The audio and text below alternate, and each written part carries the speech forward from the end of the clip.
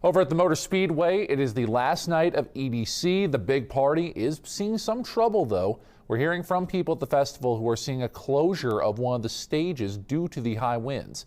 The sign says, quote, due to severe weather, the stage must be shut down until further notice. Once it is safe to resume, we will let you know. Wind, really the big word of the day here. There's no word yet from EDC about the extent of this closure. Meanwhile, we have a live look at the speedway near the I-15 as revelers travel throughout the area. Again, more than 400,000 people expected to be under the electric sky this weekend for EDC, which does wrap up tonight. But still, if you're headed anywhere near the speedway, do expect some heavy traffic. And if you're trying to hail a cab in the area, it's going to cost you more if you haven't noticed already.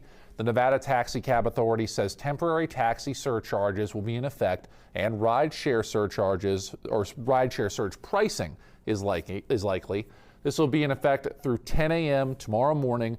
There will be a $40 surcharge on every taxi ride ending at the speedway. There will be a $60 surcharge on every taxi ride leaving Las Vegas Motor Speedway.